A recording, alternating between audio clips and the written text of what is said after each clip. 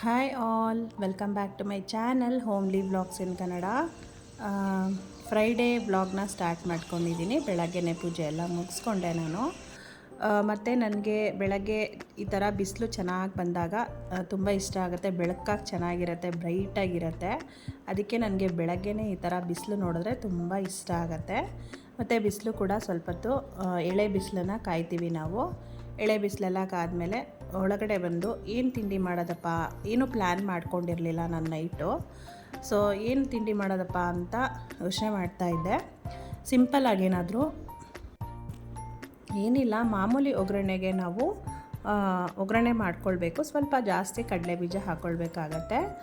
ಮತ್ತು ಒಣಮೆಣ್ಸಿನ್ಕಾಯಿ ಕೂಡ ಹಾಕ್ಕೊಳ್ಬೇಕು ಖಾರಕ್ಕೆ. ಇಲ್ಲಿ ನಾನು ಒಂದೂವರೆ ಲೋಟ ಅಕ್ಕಿಗೆ 5 ಟೊಮೆಟೊನ ಯೂಸ್ ಮಾಡ್ಕೊಂಡಿದ್ದೀನಿ. 5 ಟೊಮೆಟೊನ ಚಿಕ್ಕ ಚಿಕ್ಕದಾಗಿ ಕಟ್ ಮಾಡಿ ಅದನ್ನು ಕೂಡ ಒಗ್ಗರಣೆಗೆ ಹಾಕ್ಕೊಂಡು ಒಂದು ಸ್ವಲ್ಪ ಅಚ್ಕಾರದ ಪುಡಿ ಕೂಡ ಹಾಕ್ಕೊಳ್ಬೇಕಾಗತ್ತೆ. ಅಚ್ಕಾರದ ಪುಡಿ ಮತ್ತು ಕಾಯಿ ತುರಿ ಎಲ್ಲನೂ ಹಾಕ್ಕೊಂಡು ಗೊಜ್ಜು ಥರ ಮಾಡಿಕೊಂಡು ಆಮೇಲೆ ಬಿಸಿಯನ್ನು ಹಾಕಿ ಕಲಸಿದ್ರೆ ಟೊಮೆಟೊ ಚಿತ್ರಾನ್ನ ರೆಡಿ ಆಗುತ್ತೆ.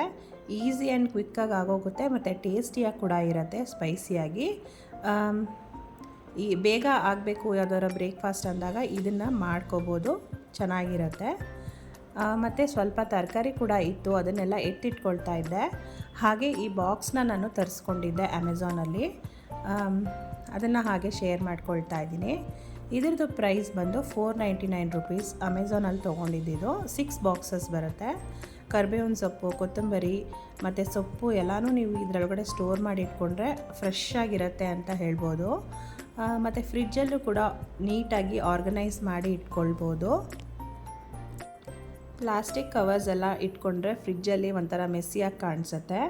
ನೀವು ಈ ಥರ ಬಾಕ್ಸಲ್ಲಿ ಎಲ್ಲನೂ ಸ್ಟೋರ್ ಮಾಡೋದ್ರಿಂದ ನಿಮ್ಮ ಫ್ರಿಡ್ಜ್ ಕೂಡ ಓಪನ್ ಮಾಡಿದಾಗ ತುಂಬ ಆರ್ಗನೈಸಾಗಿ ಕಾಣುತ್ತೆ, ನೀಟಾಗೂ ಕೂಡ ಕಾಣಿಸುತ್ತೆ, ಕಸ ಎಲ್ಲೂ ಆಗೋದಿಲ್ಲ.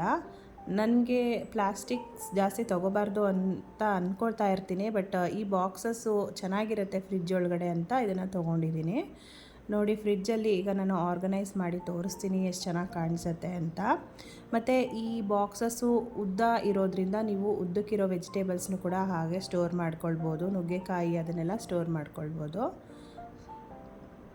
ನೋಡಿ, ಈ ಥರ ಒಂದ್ರ ಮೇಲೆ ಒಂದು ಜೋಡಿಸ್ಕೊಂಡಾಗ ಪಕ್ಕದಲ್ಲಿ ಫ್ರಿಡ್ಜ್ ಕೂಡ ನೀಟಾಗಿ ಕಾಣಿಸುತ್ತೆ. ಇನ್ನು ಎಕ್ಸ್ಟ್ರಾ ಕಾಳುಗಳು ಏನಿದೆ ಅದನ್ನೆಲ್ಲ ನಾನಿಲ್ಲಿ ತರಕಾರಿ ಇದಿರತ್ತಲ್ಲ ಡ್ರಾಯರು, ಅದರೊಳಗಡೆ ಇಟ್ಕೊಂಡ್ಬಿಟ್ಟಿದ್ದೀನಿ. ಇನ್ನು ವೆಜಿಟೇಬಲ್ಸ್ನೆಲ್ಲ ಈ ಥರ ಸ್ಟೋರ್ ಮಾಡಿ ಇಟ್ಕೊಂಡಾಗ ನನಗೆ ಈಸಿಯಾಗಿ ಕೂಡ ಕೈಗೆ ಸಿಗತ್ತೆ ಅಂತ ಹೇಳ್ಬೋದು.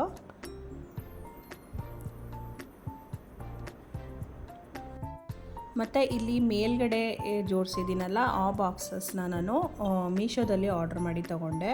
ಅದು ಕೂಡ ಅಷ್ಟೇ ಕ್ವಾಲಿಟಿ ತುಂಬ ಚೆನ್ನಾಗಿದೆ. ಅದು ಅಮೆಝಾನಲ್ಲಿ ಕೂಡ ಸಿಗುತ್ತೆ ಅದು. ಮತ್ತು ಅದಕ್ಕೆ ಹ್ಯಾಂಡಲ್ಸ್ ಕೂಡ ಇದೆ, ನೋಡ್ಬೋದು.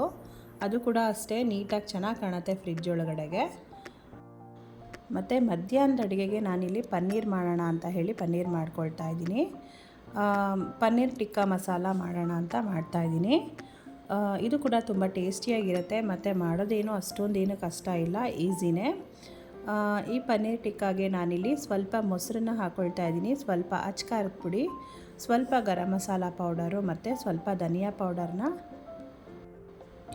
ಹಾಕ್ಕೊಂಡಿದ್ದೀನಿ. ಮತ್ತು ಸ್ವಲ್ಪ 1-2 ಟೇಬಲ್ ಸ್ಪೂನ್ ಆಗುವಷ್ಟು ನಾನು ಕಡಲೆ ಹಿಟ್ಟನ್ನು ಕೂಡ ಹಾಕ್ಕೊಳ್ತಾ ಇದ್ದೀನಿ. ಇದಕ್ಕೆ ನಾನು ಪನ್ನೀರ್ ಪೀಸಸ್ ಮತ್ತು ಈರುಳ್ಳಿ ಮತ್ತು ಕ್ಯಾಪ್ಸಿಕಮ್ನ ಕಟ್ ಮಾಡಿ ಇಟ್ಕೊಂಡಿರ್ತೀನಲ್ಲ ಅದನ್ನೆಲ್ಲ ಇದರೊಳಗಡೆಗೆ ಹಾಕ್ಬಿಟ್ಟು ಸ್ವಲ್ಪ ಸಾಲ್ಟ್ ಕೂಡ ಹಾಕ್ಕೊಳ್ಬೇಕಾಗತ್ತೆ. ಅದನ್ನು ಇದರೊಳಗಡೆಗೆ ಹಾಕ್ಬಿಟ್ಟು ನಾನಿಲ್ಲಿ ಮ್ಯಾರಿನೇಟ್ ಮಾಡ್ಕೊಳ್ತೀನಿ ಸ್ವಲ್ಪ ಹೊತ್ತು. ಅಂದರೆ ಒಂದು 20 ಮಿನಿಟ್ಸ್ ಆಗುವಷ್ಟು ನೀವಿಲ್ಲಿ ಮ್ಯಾರಿನೇಟ್ ಮಾಡ್ಕೊಳ್ಬೇಕಾಗತ್ತೆ. ಮತ್ತು ನೀವಿಲ್ಲಿ ಗ್ರೇವಿಗೂ ಕೂಡ ಖಾರ ಸ್ಪೈಸಸ್ ಎಲ್ಲನೂ ಹಾಕೋದ್ರಿಂದ ಒಂದು ಸ್ವಲ್ಪ ಹಾಕ್ಕೊಂಡ್ರೆ ಸಾಕಾಗತ್ತೆ ಮ್ಯಾರಿನೇಟ್ಗೆ. ಇಲ್ಲಿ ನಾನು ಪನ್ನೀರ್ ಪೀಸಸ್ನ ಈ ಥರ ಕಟ್ ಮಾಡಿ ಇಟ್ಕೊಂಡಿದ್ದೀನಿ. ಪನ್ನೀರ್ ಪೀಸಸ್ನ ಆ್ಯಡ್ ಮಾಡ್ಕೊಂಡಿದ್ದೀನಿ. ಮತ್ತು ನೋಡಿ, ಕ್ಯಾಪ್ಸಿಕಮ್ ಮತ್ತು ಆನಿಯನ್ಸ್ನ ಈ ಥರ ಕಟ್ ಮಾಡ್ಕೊಳ್ಬೇಕಾಗತ್ತೆ. ಈ ಥರ ಕಟ್ ಮಾಡ್ಕೊಂಡಿರೋದನ್ನು ನಾವು ಅದನ್ನು ಕೂಡ ಎಲ್ಲನೂ ಹಾಕ್ಕೊಂಡು ಚೆನ್ನಾಗಿ ಮಿಕ್ಸ್ ಮಾಡಿಬಿಟ್ಟು ನಾವು ಅದನ್ನು ಒಂದು 20 ಮಿನಿಟ್ಸ್ ಮ್ಯಾರಿನೇಟ್ ಮಾಡ್ಕೊಳ್ಬೇಕಾಗತ್ತೆ. ಮತ್ತು ನಾನಿಲ್ಲಿ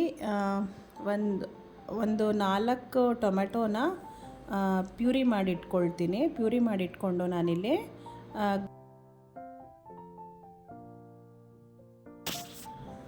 ಈಗ ಒಂದು ನಾನ್ ಸ್ಟಿಕ್ ಪ್ಯಾನಲ್ಲಿ ನಾನು ಸ್ವಲ್ಪ ಆಯಿಲ್ನ ಹಾಕ್ಕೊಳ್ತಾ ಇದ್ದೀನಿ. ಮ್ಯಾರಿನೇಟ್ ಮಾಡ್ಕೊಂಡಿರ್ತೀನಲ್ವ ಪನ್ನೀರು ಮತ್ತು ಕ್ಯಾಪ್ಸಿಕಮ್ ಈರುಳ್ಳಿ ಎಲ್ಲನೂ ಮ್ಯಾರಿನೇಟ್ ಮಾಡಿ ಇಟ್ಕೊಂಡಿದ್ನಲ್ಲ 20 ನಿಮಿಷ, ಅದನ್ನು ನಾನು ಈ ಥರ ಶಾಲೋ ಫ್ರೈ ಮಾಡ್ಕೊಳ್ತೀನಿ. ಈ ಥರ ಶಾಲೋ ಫ್ರೈ ಮಾಡಿಕೊಂಡು ನೀವು ಗ್ರೇವಿಗೆ ಯೂಸ್ ಮಾಡೋದ್ರಿಂದ ಅದು ಇನ್ನೂ ಒಳ್ಳೆ ಟೇಸ್ಟ್ ಕೊಡುತ್ತೆ ಅಂತ ಹೇಳ್ಬೋದು. ಆ ಥರ ಶಾಲೋ ಫ್ರೈ ಮಾಡ್ಕೊಂಡಿರೋದನ್ನ ಹಾಗೆ ತಿನ್ನಲೂಬೋದು, ತುಂಬ ಚೆನ್ನಾಗಿರುತ್ತೆ. ನಮ್ಮ ಮನೇಲಿ ಆ ಥರ ನಾನು ಮಕ್ಕಳಿಗೆ ಶಾಲೋ ಫ್ರೈ ಮಾಡಿಕೊಡ್ತೀನಿ, ತಿಂತಾ ಇರ್ತಾರೆ. ನಾನು ವೀಕ್ಲಿ ಒನ್ಸ್ ಆದರೂ ನಾನು ಪನ್ನೀರನ್ನ ಮನೆಯಲ್ಲಿ ಮಾಡ್ತಾ ಇರ್ತೀನಿ. ನಮ್ಮ ಮನೇಲಿ ನಮ್ಮ ಮಕ್ಕಳು ಇಷ್ಟಪಡ್ತಾರೆ, ಅದಕ್ಕೆ ನಾನು ವೀಕ್ಲಿ ಒನ್ಸ್ ಆದರೂ ಈ ಥರ ಶಾಲೋ ಫ್ರೈ ಅಥವಾ ಗ್ರೇವಿ ಏನಾದರೂ ಒಂದು ಮಾಡಿಕೊಡ್ತಾ ಇರ್ತೀನಿ. ಪನ್ನೀರಲ್ಲೂ ಕೂಡ ತುಂಬ ಹೆಲ್ತ್ ಬೆನಿಫಿಟ್ಸ್ ಇದೆ ಅಲ್ವಾ. ಈಗ ಒಂದು ಬಾಣಲಿಯಲ್ಲಿ ಒಂದು ಸ್ವಲ್ಪ ಆಯಿಲ್ನ ಹಾಕ್ಕೊಂಡಿದ್ದೀನಿ. ಚಕ್ಕೆ, ಲವಂಗ ಮತ್ತು ಪಲಾವ್ ಎಲೆನ ಆ್ಯಡ್ ಮಾಡ್ಕೊಂಡಿದ್ದೀನಿ. 2 ದೊಡ್ಡ ಸೈಜ್ ಆನಿಯನ್ನ ಚಿಕ್ಕ ಚಿಕ್ಕದಾಗಿ ಚಾಪ್ ಮಾಡಿಕೊಂಡು ಫ್ರೈ ಮಾಡ್ಕೊಳ್ತಾ ಇದ್ದೀನಿ. ಮತ್ತು ಆಗಲೇ ಹೇಳಿದಾಗೆ 3ರಿಂದ 4 ಟೊಮೆಟೋಸ್ನ ಪ್ಯೂರಿ ಮಾಡಿ ಹಾಕಿದ್ದೀನಿ. ಅದನ್ನು ಕೂಡ ಚೆನ್ನಾಗಿ ಎಲ್ಲ ರಾ ಸ್ಮೆಲ್ ಹೋಗೋ ಗಂಟ ಫ್ರೈ ಮಾಡ್ಕೊಳ್ಬೇಕಾಗತ್ತೆ. ಮತ್ತು 1 ಸ್ಪೂನ್ ಗರಂ ಮಸಾಲ ಪೌಡರು ಮತ್ತು ಅಚ್ಕಾರದ ಪುಡಿ, ಧನಿಯಾ ಪೌಡರು ಎಲ್ಲನೂ ಆ್ಯಡ್ ಮಾಡ್ಕೊಂಡಿದ್ದೀನಿ. ಸ್ವಲ್ಪ ಅರಿಶಿನ, ರುಚಿಗೆ ತಕ್ಕಷ್ಟು ಉಪ್ಪು ಎಲ್ಲನೂ ಹಾಕ್ಕೊಂಡು ಫ್ರೈ ಮಾಡ್ಕೊಳ್ತಾ ಇದ್ದೀನಿ. ಮತ್ತು ಒಂದು ಸ್ವಲ್ಪ ಮೊಸರು ಕೂಡ ಆ್ಯಡ್ ಮಾಡ್ಕೊಂಡಿದ್ದೀನಿ. ಮೊಸರೆಲ್ಲ ಆ್ಯಡ್ ಮಾಡಾದಮೇಲೆ ಈಗ ನಾವು ಶಾಲೋ ಫ್ರೈ ಮಾಡಿಟ್ಕೊಂಡಿದ್ವಲ್ಲ ಪನ್ನೀರ್ ಮತ್ತು ಈರುಳ್ಳಿ, ಕ್ಯಾಪ್ಸಿಕಮ್ ಎಲ್ಲನೂ ಶಾಲೋ ಫ್ರೈ ಮಾಡಿಟ್ಕೊಂಡಿದ್ವಲ್ಲ ಅದನ್ನು ಕೂಡ ಆ್ಯಡ್ ಮಾಡ್ಕೊಳ್ತಾ ಇದ್ದೀನಿ. ಈರುಳ್ಳಿ ಮತ್ತು ಕ್ಯಾಪ್ಸಿಕಮ್ ಸ್ವಲ್ಪ ಬೆಂದರೆ ಸಾಕಾಗತ್ತೆ ನಿಮಗೆ.